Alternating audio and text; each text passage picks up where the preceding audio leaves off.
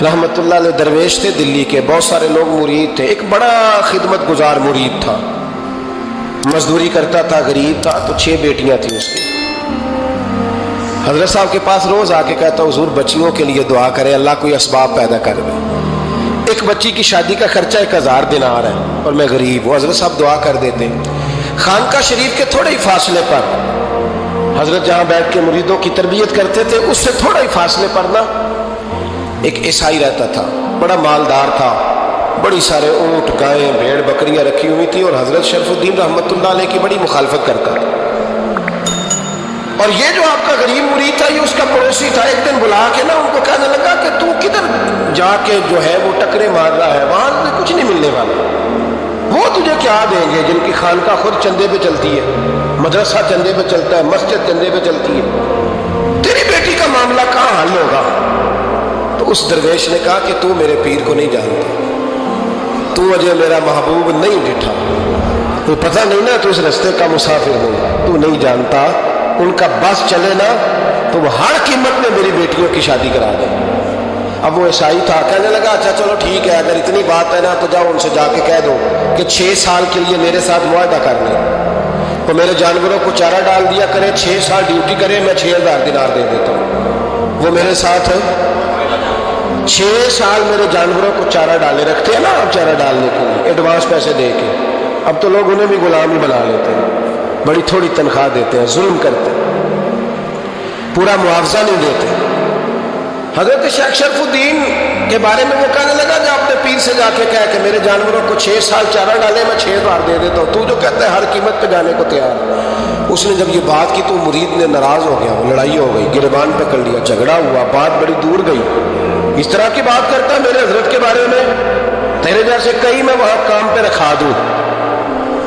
जब बड़ी बहस हुई, बात मोहल्ले में, इलाके में फैल गई, दुनिया ने सुन ली, तो शेख शरफुद्दीन तक भी पहुंच गई। इस तरह झगड़ा हुआ है। लोग सो गए इशा की नमाज के बाद। हजरत साहब ने ना सर पे कपड़ा लिया, उस ईसाई के दरवाजे पे दस्तक दी। वो बाहर आया, फरमाने लगे लोग तो सोच समझ के मुलाजम रखते हैं, तूने भी तो सोच ही लिया होगा, तभी तो मुझे ऑफर की है। तू अपनी ऑफर पे कायम है, वाकई मुझे रख लेगा और 6000 दिनार दे देगा? कहने लगा जा बाबा काम कर अपना। फरमाया नहीं, तूने इतने लोगों में बात की, इतनी बहस हुई, तो कायम है? कहने लगा मैं तो कायम हूं, पर आपने नहीं कायम रहना। फरमाया मैं सोच समझ के आया। उसने कहा आप ड्यूटी करेंगे, भैंसों को चारा डालेंगे? फरमाया एक शर्त, बस जब अजान हो जाए ना तो मुझे रब की नमाज पढ़ने की इजाजत दे देना, बाकी सुबह शाम जो तू कहेगा। अगर उस गरीब की बेटियां ब्याही जाए तो मुझे और क्या चाहिए? उसकी 6 बेटियों का बोझ है उसके सर पे, तू मुझे रख ले। अल्लाह अकबर। वो कहने लगा चले पे मेरे साथ खते बंदगी कर ले। आजकल हम काम करते हैं, उस जमाने में खते बंदगी होता था, गुलामी का खत, काजी शहर के पास। यानी उसका ख्याल था कि चलो उस काम की बात करूंगा तो भाग जाएंगे। फरमाया चल मैं तैयार हूं।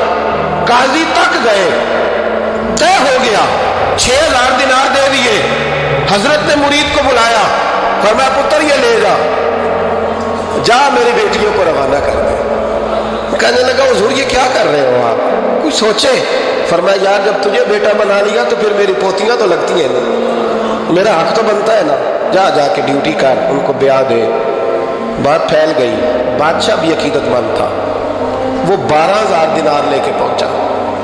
क्या बताऊं इन रब के बंदों का दिल कैसा होता है, क्या दर्द होता है, क्या रंग। 12000 दिनार लेके बादशाह आया और आके हजरत को पेश किए का हुजूर आप दें इस ईसाई को डबल दें और जाए काम करे। आप फरमाने लगे तू पैसे दे, शर्तें ना लगा, मेरा जहां दिल करेगा मैं खर्च करूंगा, मुझे तो मजा ही अब आने लगा है। अभी तो लुत्फ आ रहा है, अभी तो जायका आया है कुछ करने को। पैसे देने हैं तो दे, पाबंदी ना लगा, जहां मेरा दिल करेगा मैं। उसने कहा हुजूर ठीक है रख ले। हजरत ने फजर मस्जिद में पढ़ी, जेब में 12000 दिनार थे। ऐलान फरमाया भी किसी और की बेटी भी बैठी है तो पैसे मेरे पास है। वो 12000 दिनार भी बांट दिया और 12000 दिनार बांट के ना तो फिर चले गए खेत में चारा काटने। उस ईसाई को किसी ने बतलाया कि उनके पास तो 12000 आया है पर तुझसे जान नहीं छुड़ाई उन्होंने। तो वादा ये हुआ था कि 6 देंगे तो जाएंगे, जब तक देंगे नहीं तेरे घर में काम करेंगे। वो ना चारा काट रहे थे, हजरत साहब तो वहां पहुंच गया, दूर जाके खड़ा हो गया, कहने लगा बाबा پہلے تو میں نے مسلمانوں کے اخلاق سنے تھے، اب تو میں نے دیکھ بھی لیے، پر یہ بتا جب 12,000 آیا تھا جان کیوں نہیں چھڑائی؟ تو حضرت چارہ کاٹتے کاٹتے رو پڑے، فرمانے لگے تو نہیں نہ جانتا یہ بیٹیاں سانجھی ہوتی ہیں، پتہ نہیں نا؟ میرے رسول پاک نے تو حاتم تائی کی بیٹی کے سر پہ کپڑا رکھ کے کہا تھا بیٹیاں برابر ہوتی ہیں، تو یہ نہیں پتا جب اس کی 6 بیٹیوں کی شادی ہوئی ہے میرے اندر روحانیت کتنی بڑی ہے۔ فرمایا پھر 12,000 آیا ہے تو 2-4 بچیاں پھر گئی ہیں، مجھے نہیں پتا میں اندر سے راضی کتنا ہوں، میں تیری نوکری کرتا رہوں گا، پتہ نہیں اللہ کتنی بیٹیوں کو بیاہ دے گا۔ اتنا رویا وہ عیسائی کے پیروں میں بیٹھ گیا، کہنے لگا بابا میں نے تیری مخالفت کی ہے پر تیرے قریب آ کے پتہ چلا کہ تو بہت اونچے اخلاق کا مالک ہے، اور اگر تیرا یہ مقام ہے تو تجھے اخلاق سکھانے والے محمد عربی کی شان کتنی ہوگی۔ ظالم کی بولیے جاتے نہیں لوگ جھوٹے گواہ بن کے، وکیل صاحب کو نہیں پتا ہوتا کہ یہ بندہ مجرم ہے جو میرے پاس آیا، کیا مجرموں کے وکیل نہیں ہوتے؟ بولے تو اس کو پتہ نہیں ہوتا وکیل صاحب کو کہ یہ صاحب مجرم ہے، میرے پاس مقدمہ لے کے آئے ہیں، اور اگر بے ادبی نہ ہو جائے تو میرا خیال ہے قاضی عدالت کو بھی پتہ ہوتا ہے کہ مجرم کون ہے اور مظلوم۔ میرے نبی پاک صلی اللہ علیہ وسلم نے اس قدر زیادہ سختی فرمائی اس مسئلے میں، فرمایا جس کو پتا تھا کہ فلاں آدمی ظالم ہے، ظلم کر رہا، پھر وہ ظالم کا گواہ بنا یا اس نے ظالم کی مدد کی، کتنی کی؟ شارحین لکھتے ہیں چاہے اس نے ایک جملہ بول کے کی، چاہے ایک، سارے بولیے، چاہے ایک غریب کو اس نے ظلم کیا تو کہتے ہیں علاج یہ سے، چاہے ایک جملہ بول کے کی، شارحین اس حدیث کی شرح میں لکھتے ایک جملہ بول کے چاہے مدد کی، جس بندے نے کسی ظالم کی مدد کی کسی مقدمے میں یا کسی صورت میں اور اسے پتا تھا یہ ظالم ہے، میرے نبی پاک صلی اللہ تعالیٰ علیہ وسلم فرماتے ہیں اگر اس نے مدد کی، ابھی ظالم کی بات نہیں ہو رہی، ظالم کے مددگار کی بات ہو رہی، اگر کسی نے ظالم کی مدد کی تو حضور فرماتے ہیں خدا بھی اس سے بری ذمہ ہے، رسول بھی اس سے بری ذمہ ہے۔ سنبھال کے رکھے اپنی نمازیں، قربانیاں، حج، زکوٰۃ سنبھال کے رکھے۔ اگر ظالموں کا مددگار ہے، الیکشن آ لینے دے، آپ کو نظر آ جائے گا کون کون ظالموں کا مددگار ہے، نظر آ جائے، اپنی جیب سے لوگ پیسے دے کے ظالموں کی مدد کریں گے، ان کے فلیکس چھپوائیں گے، بورڈ لگوائیں گے، جیبوں سے پیسے دیں گے۔ ہم نے خود آگ لگائی ہے چمن میں اپنے، بے سبب گردش ایام کو الزام نہ دو، ہم نے خود نور کا ظلمت سے کیا ہے سودا، کر کے توہین سحر شام کو الزام نہ دو۔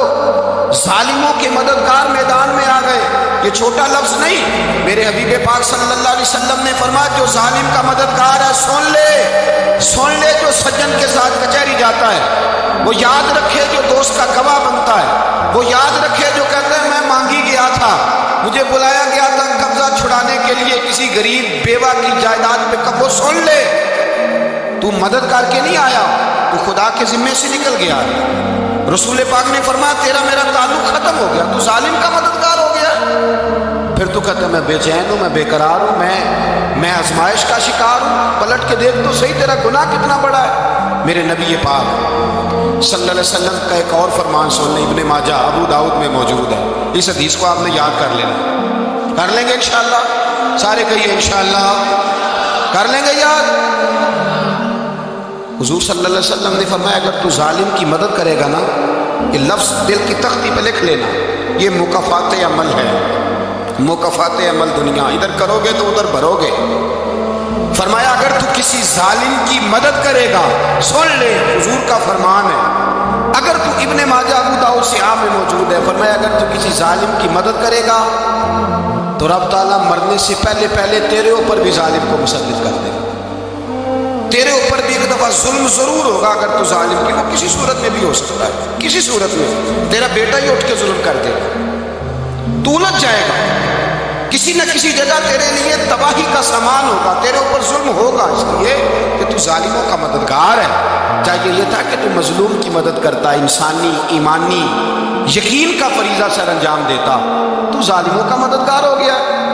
ٹٹول کے دیکھ لیں، رزلٹ نکال کے دیکھ لیں، ہمارے زمانے میں ظالموں کے مددگار زیادہ ہیں، اتنی لمبی زبانیں نکال کے ظالموں کی مدد کرتے ہیں، بڑے بڑے کالم نویس اللہ نے انہیں قدرت دی لکھنے کی، تو اپنا قلم ظالموں کی مدد میں خرچ کرتے ہیں۔ وہ لوگ جن کو اللہ تبارک و تعالیٰ نے قدرت دی، ہمت دی، طاقت دی، کچھ لوگ ان کے حلقہ احباب میں وہ اپنے لوگوں کو استعمال کر کے ظالموں کی مدد کرتے ہیں، ظالموں کی مدد کرتے ہیں۔ میرے نبی کریم سید عالم نور مجسم صلی اللہ علیہ وسلم نے فرمایا اگر تو نے ظالم کی مدد کی تو جب تک تو توبہ نہیں کرے گا رب تجھ سے ناراض ہی رہے گا۔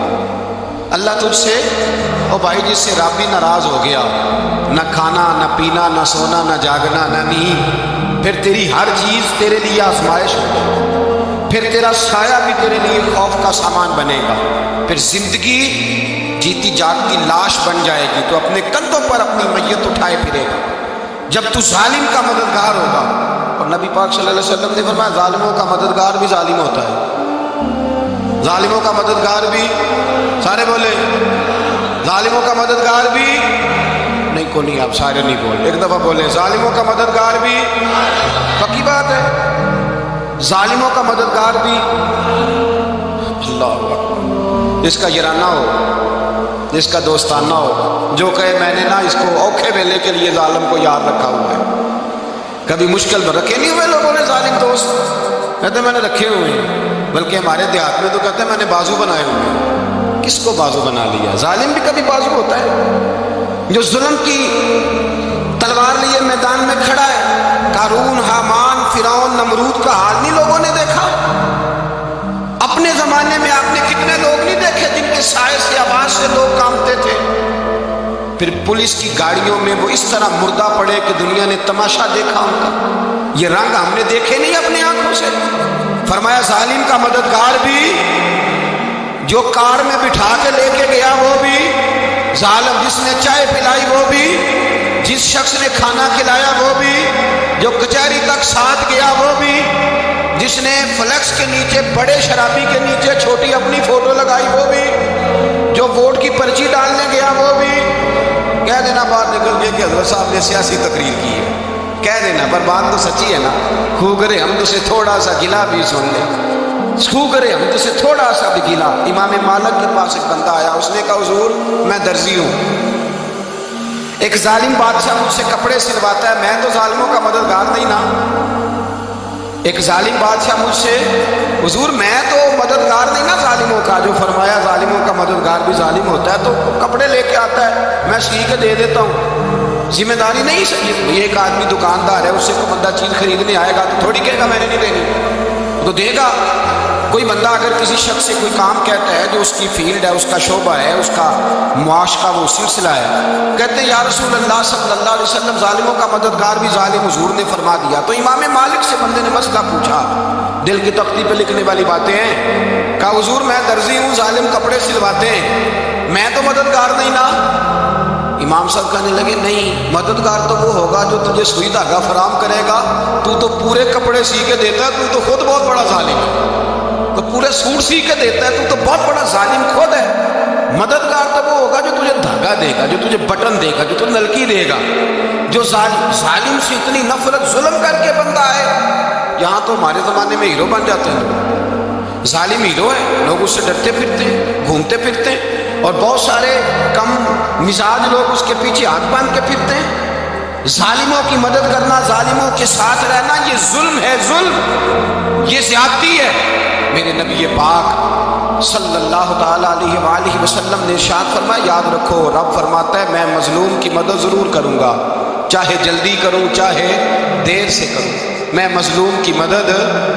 اور حضور صلی اللہ علیہ وسلم نے فرمایا ہے، حضرت معاذ بن جبل کہتے ہیں حضور نے مجھے یمن کا گورنر بنایا، جب میں جانے لگا نا تو حضور نے بڑی نصیحتیں کی، بخاری میں موجود ہے، فرماتے ہیں جب میں پلٹنے لگا تو میرے رسول نے فرمایا معاذ ایک منٹ ٹھہر جا، ایک بات میری یاد رکھنا، اس کو نہ بھولنا۔ کہا حضور کیا؟ فرمایا دیکھنا کسی پہ ظلم نہ کر بیٹھنا، کہیں تجھ سے زیادتی نہ ہو جائے۔ محبوبہ پھر حضور نے فرمایا سن میرے معاذ، میں تجھے گورنر بنا رہا ہوں، زیادتی نہ کر بیٹھنا۔ یا رسول اللہ صلی اللہ علیہ وسلم کیا ہوتا ہے؟ تو میرے کریم نے فرمایا جب مظلوم دعا کے لیے ہاتھ اٹھاتا ہے تو عرش کا مالک کہتا ہے فرشتوں پیچھے ہٹ جاؤ، عرش کا مالک کہتا ہے فرشتوں پیچھے ہٹ جاؤ۔